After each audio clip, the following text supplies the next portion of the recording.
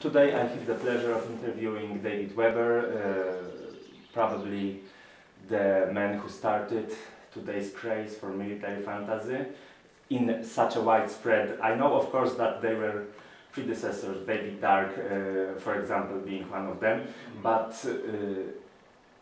to be honest, I have to admit that it was you, and many people would have to admit that it was you and your Honor Harrington books that really started the trend going in such a widespread manner as we have today.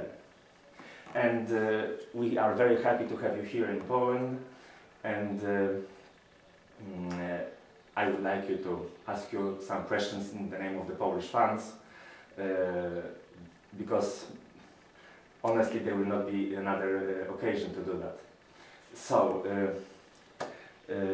the first introductory question, so what is your first impression of Poland, so such as you have seen it, basically Warsaw and some of the Mazuri area? Well, it's been a very nice visit so far. The weather has been interesting. Today has been just absolutely gorgeous. The day before, not so much. I have really enjoyed the people who I've met and had an opportunity to talk with. I think that what impresses me about Poland the most right now, speaking as an American and someone whose father's family comes from Bohemia, so this is kind of in a way right next door to where my family originated. One thing that impresses me is the fact that Poland, the Poles that I have met so far, are all seem to be more interested in living in the present and in the future than in living in the past. Knowing something of Poland's history, something of Poland's experiences during and following World War II, it's refreshing to see a lot of people who are more concerned with where they're going than with being bitter about where they've been. Americans as a group, as a people, don't have the experience with wars in their own backyards that Europeans have.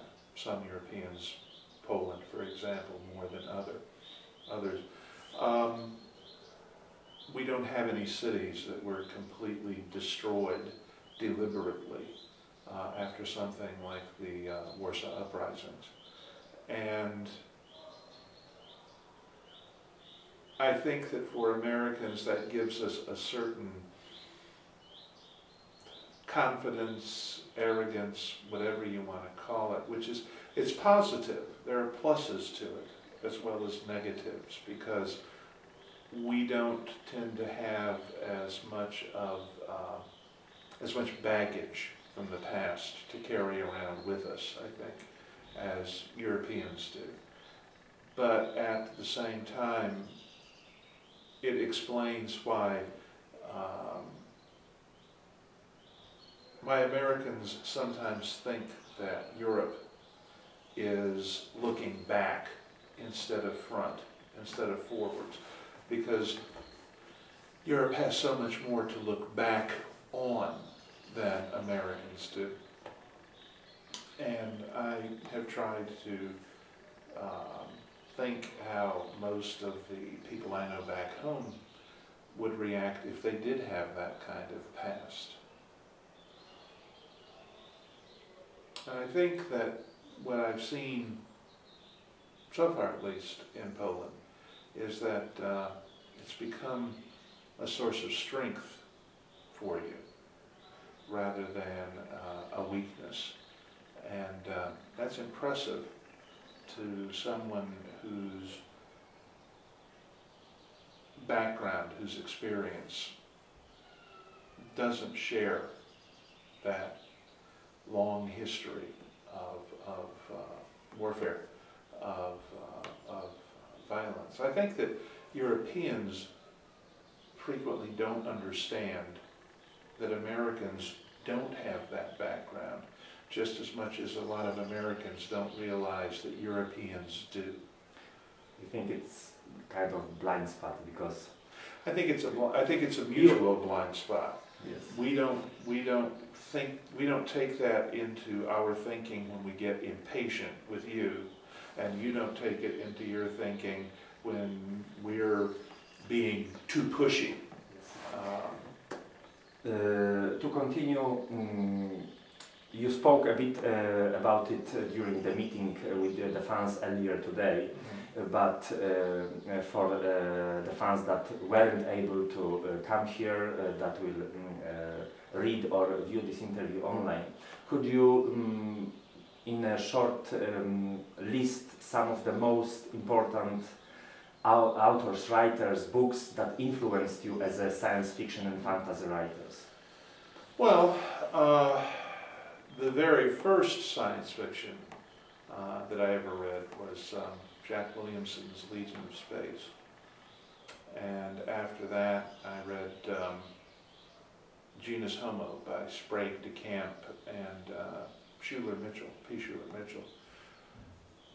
I was all of 10 years old when I met those two. And they were the ones who really introduced me to the wonder of science fiction. I'd already, actually, I think you might say that the very first science fiction or fantasy that I ever read was a book called David and the Phoenix by an author called Edward Ormondroyd. It was written the year I was born, and I believe I was all of 7 years old when I read it. It was the very first book I ever read entirely to myself. And it was about a young boy who met the Phoenix and had adventures with him, and then had to lose that friendship. And it really taught me that the world is full of wonderful magic tales waiting to be told. I think I knew even then that it was a story, but that didn't matter. It was still a place. It made the world a place where if you just kept your eyes open, there was no telling what might happen. Of course, then later you paid the homage to David and the Phoenix at all costs. So that was for me the first time I heard about the story, and of course, being an avid fan and reader, I had to look it up. And I have to say I can't but agree with you on this subject, because it's a really wonderful story. It is, and it's really only one of maybe 2 or 3 novels that Ormondroyd ever wrote. And it's really, it's just this little masterpiece that sits all by itself. But after that, after I was older, and I started encountering other science fiction, I'd have to say that the major influences on me, and of course, depending on the day you ask me, you might get a slightly different list. But I would say that list would always include Robert Heinlein, H. Beam Piper, Keith Laumer, Theodore Sturgeon, I read Asimov, but I don't think he actually had that much of an impact on me as a writer, as a reader. He did. As I got a little older, Clifford Simek, Mac Reynolds, James White, with the Sector General stories about alien species. James Blish. I loved The Witches of Cares. And I remember in high school reading Annie McCaffrey's first Pern novel in serialized form, and I think analog, but I don't remember for sure. And realizing that here was a writer who had created an entire world behind her story. I was already beginning to do role-playing gaming and Dungeons and Dragons and whatnot, so I'd been building worlds for gamers to play in, and I think that may have made me more aware of the fact that you could feel the texture of this entire planet with its societies and its different holdings and different cultural entities behind the story. The characters were good. Annie was always a great storyteller, but in many ways it was the world building that really caught my attention, even though it took me a while to realize that that was the case. I told her years ago, Sharon and I visited with her when we were married and were over in Ireland on our honeymoon, and I had a wonderful visit with her then. But it wasn't until even several years after that that it fully dawned on me how much that aspect of the Pern stories had influenced me when it came to writing my own stories. Now, of course, you mentioned The Witches of Cares and your friend and co-author, collaborator on many novels, Eric Flint, wrote a collaboration of that, but that's not what I wanted to ask about. Lately, Tor announced that they are going DRM-free on their ebooks, and as you know, Eric is a strong, that is a weak word to say maybe, advocate of DRM-free ebooks and cheap ebooks and so on. What's your stance on that? Well, I definitely am in favor of, I'm not in favor of DRM. I think ebooks will be better off without it. Pricing policy is always more of a gray area.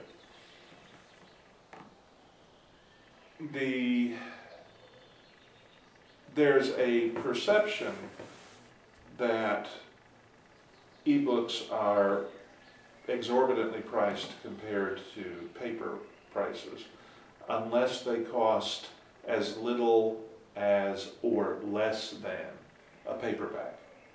And the argument, which I understand, is that photons don't cost anything. And therefore, in marketing the paperback, you are free of all of the distribution costs, the materials costs, etc. And that's all true. The problem is that you're not free of any of the other production costs. You're not free of the author's time. You're not free of the copy editor's time. You're not free of the editor's time. You're not free of the typesetter's time, or presuming that you're going to have an electronic cover for it, you're not free of the artist's time. So a lot of virtually all of the startup production costs still have to be recouped. And ebooks so far are not selling in huge numbers.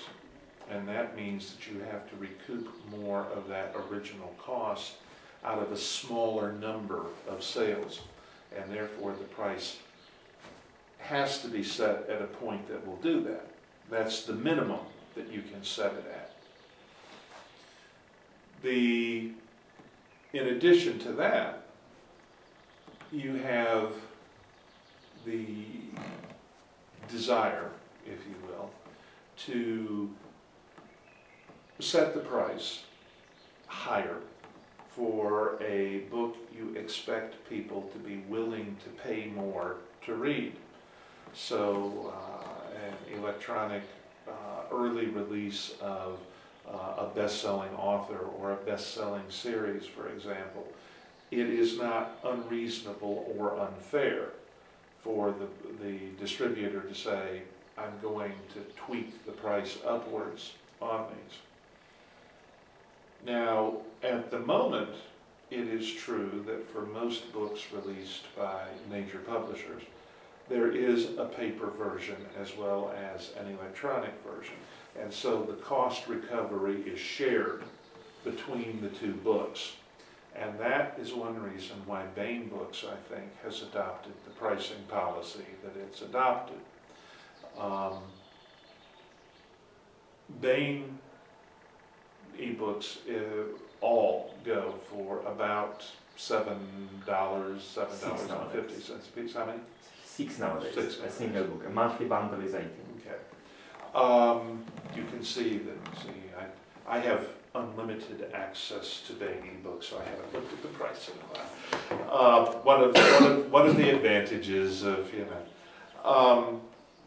but Baen is taking the position, in effect, that an ebook is a paperback, and a mass market paperback at that. And so their sale price is set at that level. I think that's a fair way to set a price.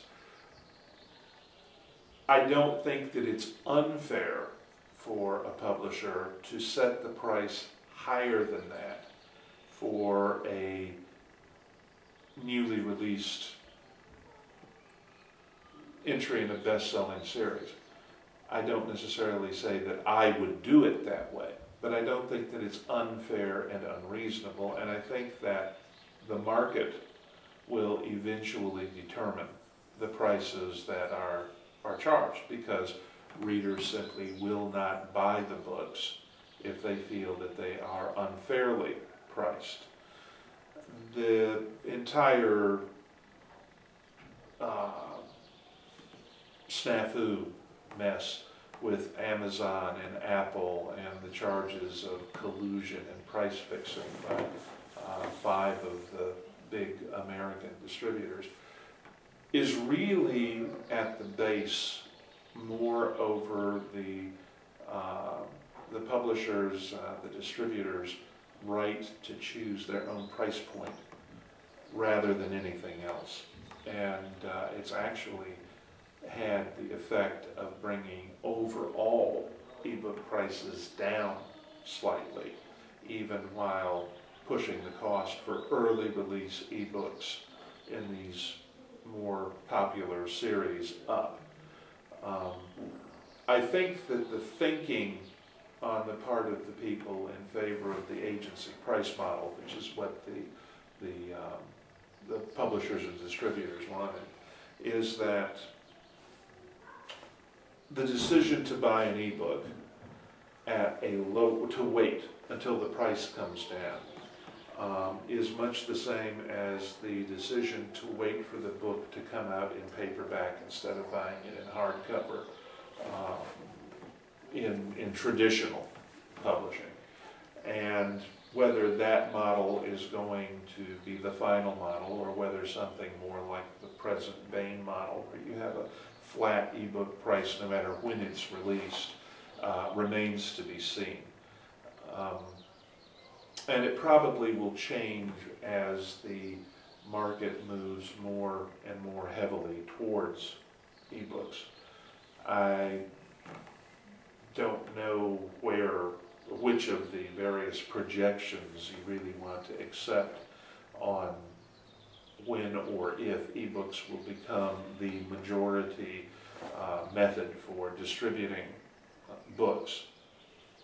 when that time comes, if it does, then I think that's where you'll see the final shakedown of the pricing model. You really have to think about ebooks and e-publishing as sort of Gutenberg on steroids. This is as fundamental a change in information distribution as the invention of movable type was, possibly even more of a change because of the incredible portability of the book after it's done. Gutenberg could print a book faster, but it was still the same size, it's still roughly, it still had bulk that had to be carried around and so forth. My wife can carry 300 books around in her Kindle. And the next question is, many fans critique your later books, especially after War of Honor, that they become too wordy, so to say. You yourself have remarked on several occasions that, for example, in War of Honor, you could have, the book was rushed. You would have edited it more, not removed some word count. How much do you think is the reason behind all of this, that you were forced to switch your writing method from typing to direct-to-speech because of the wrist injury? Well, did your writing style change? No, because I made the shift considerably earlier than that. To be honest, I have trouble remembering release dates. But I broke my wrist 12 years ago, at least, maybe longer. It was after Sharon and I were married, so it was probably 99. And I had shifted to the voice activated before that happened. I don't think that the voice activated has really changed my writing style or my writing voice. I think that every writer is in a constant state of evolution in his writing style, or he ought to be. You're going to find things that you do better. You're going to find things that you realize you've been doing too much of. You're going to be influenced by something that you've read or someone that you've worked with that causes you to change a little bit. The word count issue, War of Honor was rushed. It was rushed because the release date got moved up on us. I think twice. And it was also rushed because I had another project that just blew up into a disaster that had to be dealt with, that cut into the time that should have gone to War of Honor.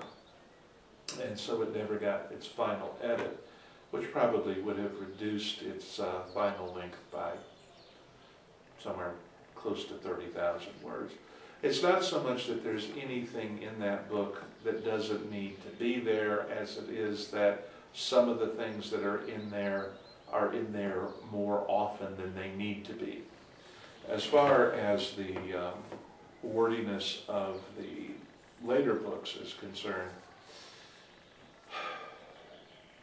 I think that the problem lies more in the size of the pieces of the story that I've decided I want to tell, and in the fact that there are elements in the background of the story that to me are integral to telling the story. The reasons why politicians do what they do, the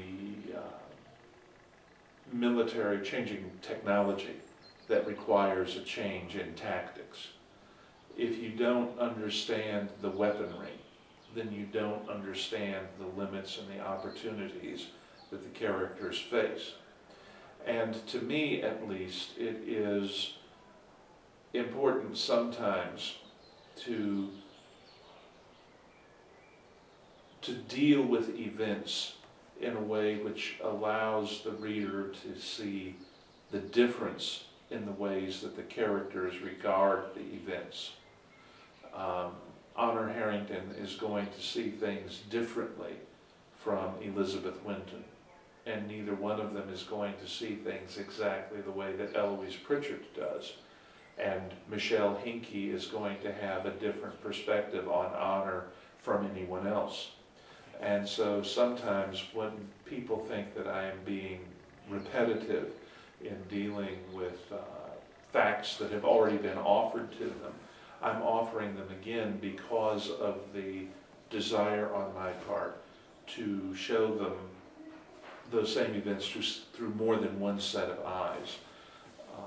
I am trying to hold the word count on the books down from where it from the highest levels that it had reached, but that requires me in some ways to bite off smaller pieces of the story. And I'm still sort of trying to adjust my way into where I need to be.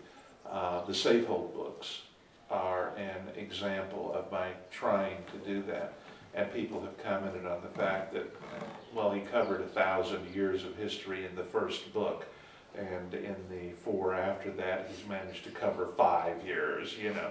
But a whole lot of that 1,000 years, like 800 plus of it, Nimue was asleep, okay, and nobody knew about any of the rest of what was going on.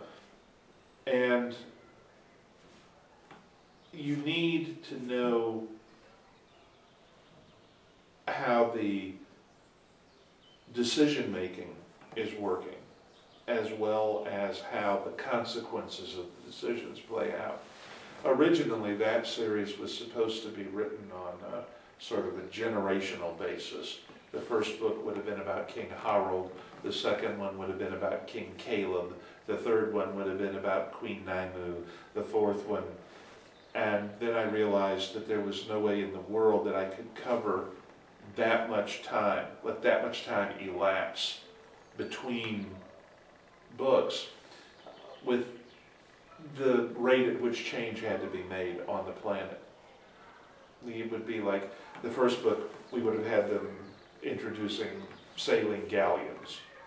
In the second book, they would have been introducing pre-dreadnought battleships. In the third book, they would have been introducing aircraft carriers. And you would have been sitting there totally unable to really understand what to me is the critical part of the story, which is the struggle for freedom of choice and freedom of knowledge, and how you adjust the thinking of an entire planet full of people who have been effectively brainwashed into one view of the universe, and how much does it cost people to change their thinking.